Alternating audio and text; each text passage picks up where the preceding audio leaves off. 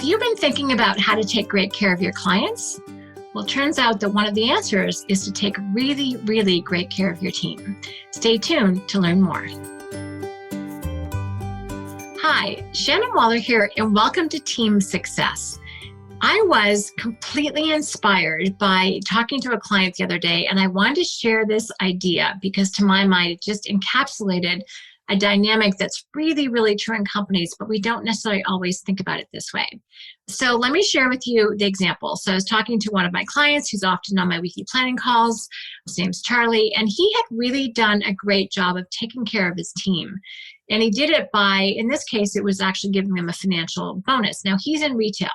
So over the last year, 2020, obviously with COVID and the pandemic, frontline workers were our grocery, were our retail, were, people who are delivering goods. And this is the field that he's in. And he just did a really good job of publicly acknowledging his team throughout the year, but then also giving them a financial bonus at the end just to say thank you. His team's been doing a great job with their customers and clients throughout the year, but I just felt like he did a brilliant job of filling up his team. So you can think of it in terms of fuel or energy or battery pack, or whatever analogy is useful for you. But he really did a great job of acknowledging people, and then they then paid that forward to their clientele. I thought, oh, this is a great way of thinking about this particular issue. And we have lots of different ways of thinking about team members, but the way that he was handling it, to my mind, was particularly intelligent, wise, strategic, all of those things. So I want to have this conversation. So what I'm talking about is how do we fill up our team so that they are so full, they're, in a state of abundance, and then they have that much more to give to the people that you're ultimately serving, because that's what we want. We want our core values to flow through. We want people well taken care of. We want people well served, if that's a word that's really meaningful for you. And how do we do that? So the why of why we do it, I think, is pretty straightforward. Again, our business model is based on us not doing everything, but our team of who's, to use our who, not how structure, to really take care of our clients. And we can't be in front of all of our customers, all of our clientele. So we need other people who are going to do a great job on our behalf. In a lot of cases, actually, they'll do an even better job than we would do because their area of expertise is much better suited to what's required. But how do we charge them up? How do we fuel them with what's important? One of the ways of thinking about it that's super helpful is actually Maslow's hierarchy of needs.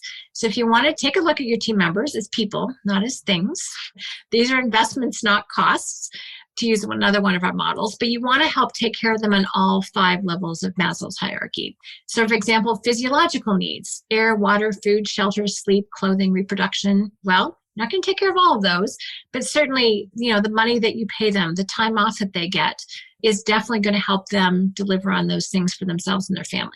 Then, safety has actually been a major issue. Most times, unless you're in a physically risky business, which isn't that many of us, that's not a huge thing. But during COVID, it absolutely has been. Is the environment safe? Is the ventilation there? Is PPE equipment readily available? Are we taken care of? Are people wearing masks if that needs to happen in the environment that you're in? So people's safety needs, a lot of us have had to pay way more attention to that than we ever have before. Strategic Coach is a coaching business. Not a lot of physically risky activities happen in our coaching workshops.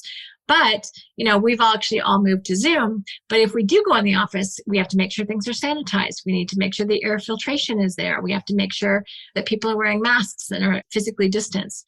So safety has really become a much bigger deal this year than almost any others. Now, the other one is love and belonging.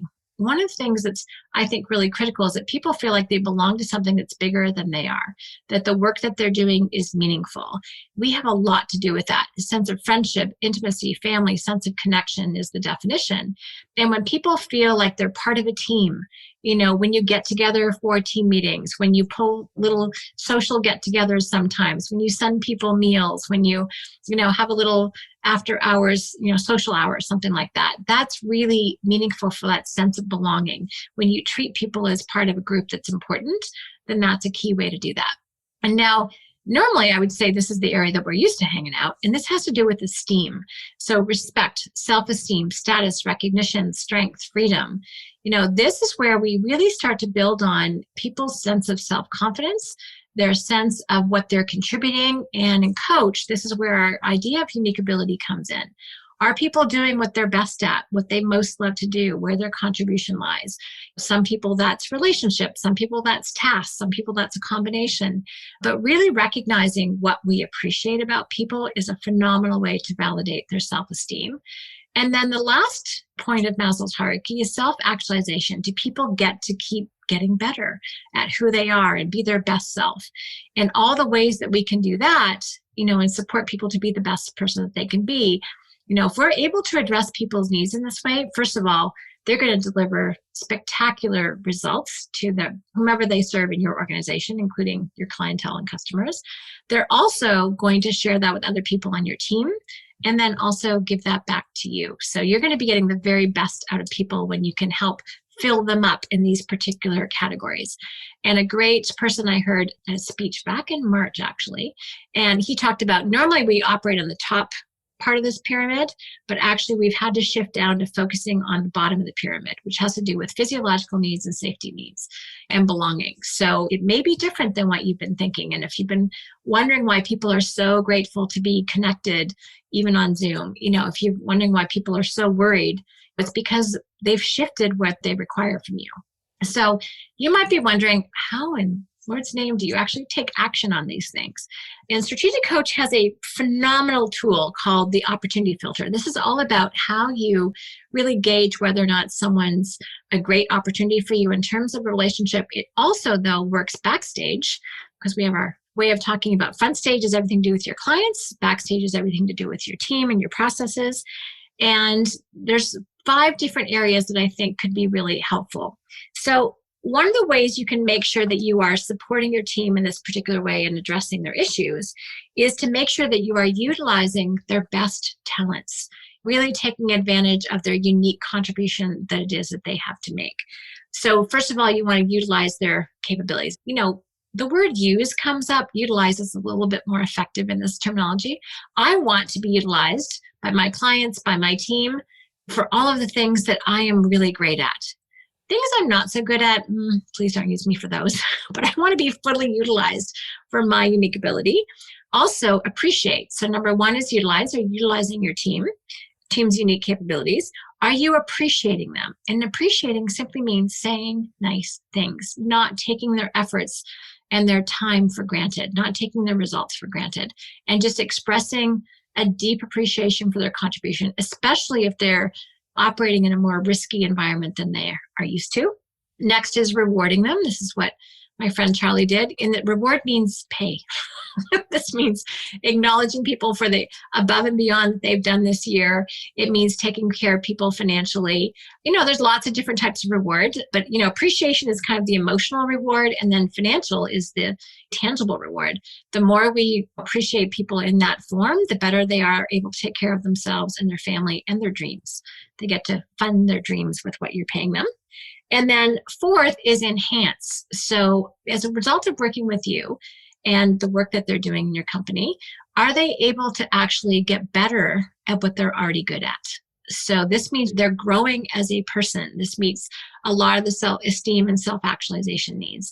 So are they getting better at their unique capabilities as a result of the work that they're doing? That is very exciting. A lot of our team members are natural learners. They want growth. It's probably the number 1 driver for millennials.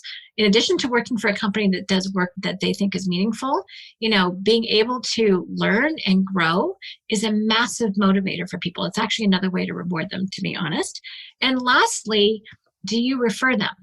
Not only, do you say nice things, but I know for me, I love sharing our team's wins with other team members, other team leaders. I like to take advantage of can I borrow your brain because you're so much better at this than I am? And when people say that to me, I find it flattering, allows me to be useful. And, I think it works in reverse too. So, when you're able to say, oh, you know what, this person would have the perfect talent for your project over here, that's a way that they refer that. So when you're conscious about utilizing, appreciating, rewarding, enhancing, and referring your team's unique capabilities, guess what? They do that back for you. So if you think about it, they're going to deliver on their best capabilities to your clientele. They're going to say nice things about you to other people, maybe back to you too. They're going to help generate the revenue that rewards everyone for the efforts that they're doing. As a whole, your whole company is going to get better, and they're going to refer you. They're going to refer you to other clientele, to their friends and family, and to other team members that could come and work with you. A great question could be, are my team members referring our company? Is it something they would recommend to their friends? Hey, you want to come work here? And lots of us have referral programs to get new team members in. But if people are like, nah, you won't like it. Not a great thing. So I actually think being referable is hugely important in this realm. So that could be an aspirational goal for you. Find out if you're not being referred by your other team members, why not? And then quickly to address these issues. But I think with what we've talked about already, you probably got some clues about this. So just to give you those 5 things again: utilize, appreciate, reward, enhance, and refer. When you're able to do that for your team, they're going to feel completely filled up and then be able to deliver all the phenomenal value that they have front stage. And so, again, the last point I want to leave you with is that the more filled up people are, the more they have to give to others. If you're, appreciative and grateful to them, hopefully they'll reflect that back to you. But for sure, you want to make sure that they have so much to give your clientele. If they're feeling abundant, they're going to share that with other people. If they're feeling a sense of scarcity, guess what? Their tank is not full. They don't have enough to give other people. So by really taking care of our team, they can take care of our clients, which is, I think, what we're all up to and what we want. So I hope this is an interesting way for you to think about it. Thank you, Charlie, for inspiring me. And, any insights or comments you have in this conversation, I would love to hear it. Oh, my last point, if they seem to be taking what you're giving and not sharing it out, that might be a clue that they may not be a right fit, or that there's an opportunity for multiplication by subtraction. But I have to say, in my experience, that is a very, very small percentage of your team. Most of them are just so appreciative and so grateful, and they will rave about you as a company and attract other great team members to them. So it's not a huge danger if you ask me. All right, again, any questions or comments, please let me know at questions@strategicoach.com. Love to hear from you. Love to have this conversation be ongoing. And as always, thank you so much for listening, and here's to your team success.